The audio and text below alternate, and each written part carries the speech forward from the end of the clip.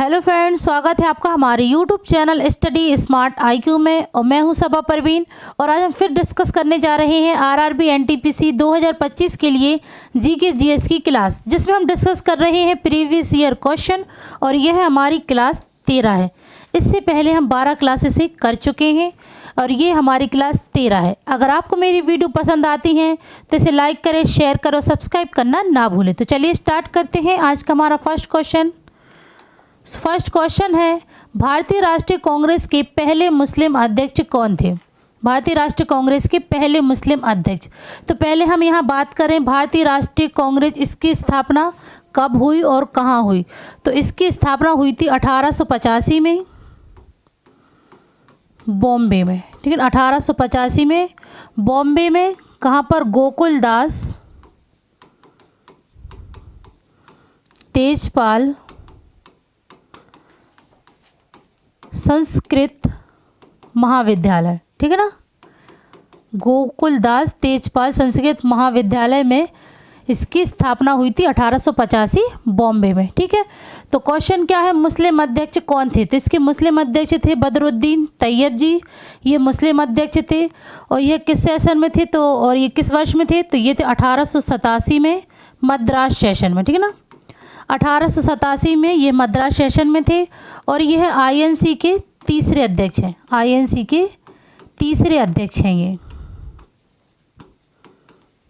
ठीक है, ये आईएनसी के तीसरे अध्यक्ष हैं। फिर बात करें अबुल कलाम आज़ाद, तो यह आईएनसी के सबसे युवा अध्यक्ष थे। ठीक है ना, सबसे युवा अध्यक्ष थे अबुल कलाम आज़ाद। और ये आईएनसी के अध्यक्ष कब बने थे? तो ये बने थे 1923 में दिल्ली स्पेशल सेशन में। ठीक है ना, 1923 में दिल्ली स्पेशल सेशन में यह अध्यक्ष बने थे। और सबसे लंबा कार्यकाल इनका ही रहा था, 6 साल का। ठीक है ना, 6 साल का। कब से कब तक? तो ये 1940 से 45 तक रहे। ठीक है ना, 1940 से 1945 तक यह अध्यक्ष रहे। फिर इनकी पुस्तक कौन सी है? तो इनकी पुस्तक है इंडिया विंस फ्रीडम, ये इनकी पुस्तक है। फिर बात करें नवाब सैयद मोहम्मद बहादुर, यह किस सेशन में थे और किस वर्ष में? तो ये थे 1913 में, 1913 में कराची सेशन में। ठीक है ना, 1913 में कराची सेशन में ये अध्यक्ष थे। फिर बात करें दादा भाई नौरोजी, तो इन्हें grand old man of India के नाम से भी जाना जाता है। ठीक है ना, दादा भाई नौरोजी को grand old man of India के नाम से भी जाना जाता है। और यह आईएनसी के दूसरे और पहले पारसी अध्यक्ष थे। ठीक है ना, ये आईएनसी के दूसरे और पहले पारसी अध्यक्ष थे। 1886 में कलकत्ता में। ठीक है ना, कलकत्ता में। और यह 3 बार अध्यक्ष बने। ठीक है ना, दादा भाई नौरोजी 3 बार अध्यक्ष बने। पहले तो 1886 कलकत्ता में, फिर 1893 लाहौर में, फिर 1906 में कलकत्ता में। और इनकी पुस्तक का नाम क्या है? तो इनकी पुस्तक का नाम है poverty and un British rules in India, ये इनकी पुस्तक का नाम था। ठीक है, चलिए नेक्स्ट है, गवर्नर जनरल लॉर्ड डलहौजी ने किस राज्य को एक चेरी कहा था? ठीक है ना, एक चेरी कहा था। तो गवर्नर जनरल लॉर्ड डलहौजी ने एक चेरी कहा था। ये कहा था अवध का साम्राज्य को। ठीक है ना, अवध का साम्राज्य को उन्होंने एक चेरी कहा था। और गवर्नर जनरल, ये भारत के गवर्नर जनरल लॉर्ड डलहौजी थे। यह 1848 से 56 तक रहे। ठीक है ना, 1848 से 1856 तक ये भारत के गवर्नर जनरल रहे। और लॉर्ड डलहौजी को ही भारतीय रेलवे का जनक कहा जाता है। ठीक है, लॉर्ड डलहौजी को। ठीक है, चलिए नेक्स्ट है, पोंगल बर्ड काउंट निम्नलिखित में से किस राज्य की पहल है? पोंगल बर्ड काउंट, तो ये किस राज्य की पहल है? तो यह है तमिलनाडु की, ठीक है ना, ये तमिलनाडु की पहल है। नेक्स्ट है, निम्नलिखित में से कौन संयुक्त राष्ट्र प्रणाली का बाहरी निरीक्षण निकाय है? संयुक्त राष्ट्र प्रणाली का बाहरी निरीक्षण निकाय है, तो यह है संयुक्त निरीक्षण इकाई। तो इसका राइट आंसर होगा ऑप्शन सी, ठीक है। नेक्स्ट है, निम्नलिखित पहाड़ियों में से किसकी पश्चिमी सीमा पर भारतीय रेगिस्तान है? तो किसकी पश्चिमी सीमा पर भारतीय रेगिस्तान है? तो यह है अरावली पहाड़ियों पर, ठीक है ना, अरावली पहाड़ी है। यह इसकी सबसे ऊंची पर्वत चोटी कौन सी है? सबसे ऊंची पर्वत चोटी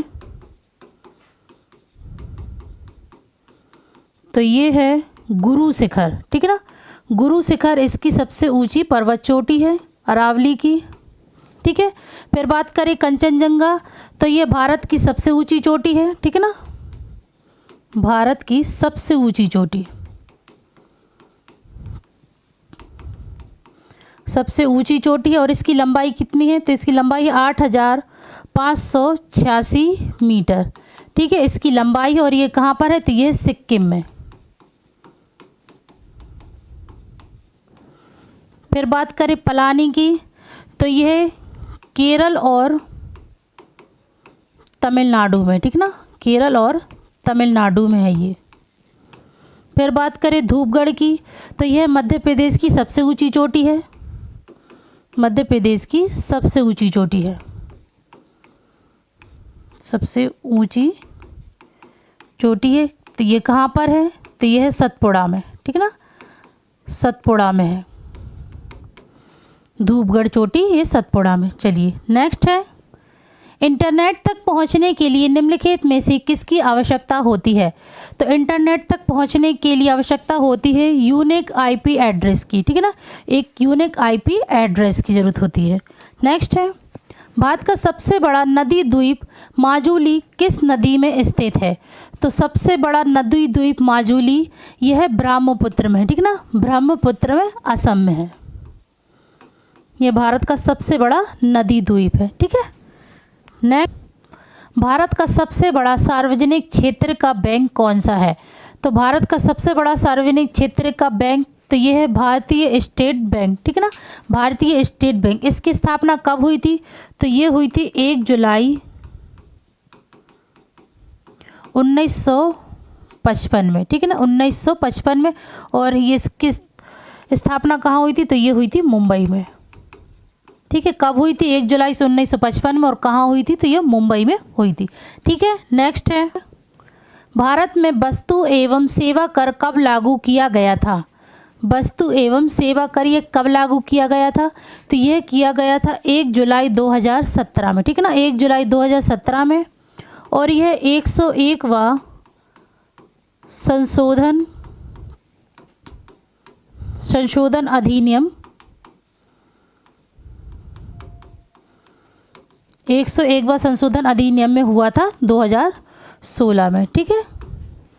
नेक्स्ट है, निम्नलिखित में से कौन लंदन में पहला गोलमेज सम्मेलन में शामिल नहीं हुआ? तो लंदन में जो पहला गोलमेज सम्मेलन हुआ था इसमें कौन शामिल नहीं हुआ था?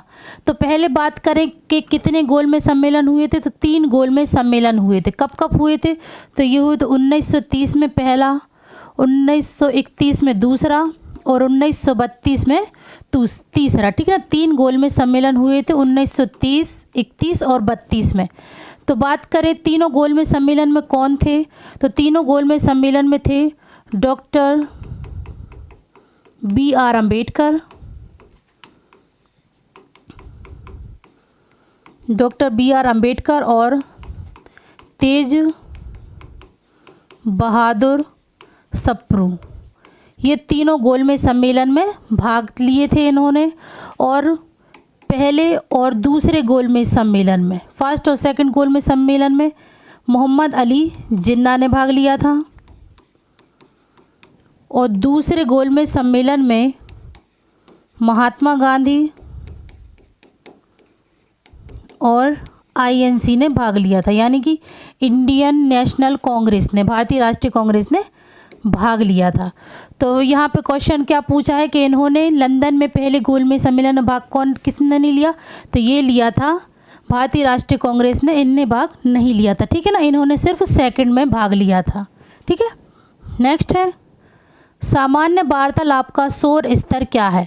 तो सामान्य वार्तालाप का शोर स्तर यह लगभग 60 dB है, 60 dB इसका सामान्य स्तर है। नेक्स्ट है एक चेक जारी करने की तारीख से कितने महीनों के लिए वैध होता है। तो एक चेक जारी करने की तारीख ये कितने महीनों के लिए वैध होता है, तो ये सिर्फ 3 महीनों के लिए बस वैध होता है, ठीक है। नेक्स्ट है वायु में नाइट्रोजन का प्रतिशत लगभग है।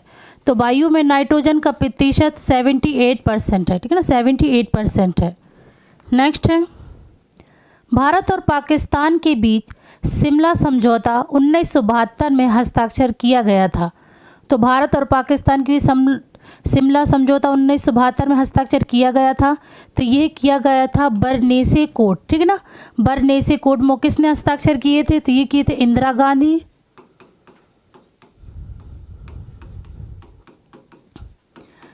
गांधी और पाकिस्तान के राष्ट्रपति ने, ठीक है ना, पाकिस्तान के राष्ट्रपति ने जुल्फ़िकार भुट्टो ने, इन दोनों ने हस्ताक्षर किए थे, ठीक है, 1972 में शिमला समझौते में, ठीक है। नेक्स्ट है तापमान को एक विशेष डिग्री तक नियंत्रित करने के लिए प्रयुक्त किया जाने वाला उपकरण कहा जाता है। तो तापमान को एक विशेष डिग्री तक नियंत्रित करने के लिए प्रयुक्त किए जाने वाला उपकरण ये कहा जाता है थर्मोस्टेट, ठीक है ना, थर्मोस्टेट कहा जाता है। नेक्स्ट है दाब को किस संदर्भ में मापा जाता है। तो दाब को मापा जाता है बल एवं क्षेत्र में, ठीक है ना, बल एवं क्षेत्र में दाब को मापा जाता है। नेक्स्ट है छोटी और बड़ी मानव आंत के बीच कौन सी लंबी है। छोटी और बड़ी मानव आंत के बीच कौन सी लंबी है, तो ये छोटी आंत है, ये लंबी होती है, ठीक है। नेक्स्ट है पशुओं में रोग पैदा करने वाले जीवों का विस्तृत अध्ययन करने के लिए भारत में जैव सुरक्षा प्रयोगशाला कहाँ स्थापित की गई है। तो भारत में जैव सुरक्षा प्रयोगशाला ये स्थापित की गई है बेंगलुरु में, ठीक है ना, बेंगलुरु में यह स्थापित की गई है। नेक्स्ट है अंतर्राष्ट्रीय समुद्री संगठन का संबंध है। तो अंतर्राष्ट्रीय समुद्री संगठन का संबंध है, तो यह है समुद्री प्रदूषण से, ठीक है ना, समुद्री प्रदूषण से संबंध है। नेक्स्ट है भारत के अंतरिक्ष कार्यक्रम के जनक के रूप में किसे जाना जाता है। तो भारत के अंतरिक्ष कार्यक्रम के जनक के रूप में ये जाना जाता है विक्रम साराभाई को, ठीक है ना, विक्रम साराभाई को जाना जाता है। नेक्स्ट है भारत ने किस पंचवर्षीय योजना के दौरान मिश्रित अर्थव्यवस्था को अपनाया। तो किस पंचवर्षीय योजना के दौरान इन्होंने मिश्रित अर्थव्यवस्था को अपनाया था, तो ये अपनाया है इन्होंने द्वितीय पंचवर्षीय योजना के दौरान। द्वितीय पंचवर्षीय योजना कब से कब तक चली, तो यह 1956 से 61 तक चली। फिर बात करें हम प्रथम पंचवर्षीय योजना, तो यह 1951 से 56 तक चली। तृतीय पंचवर्षीय योजना तो ये 1961 से 66 तक चली। और चौथी पंचवर्षीय योजना ये 1969 से 74 तक चली, ठीक है।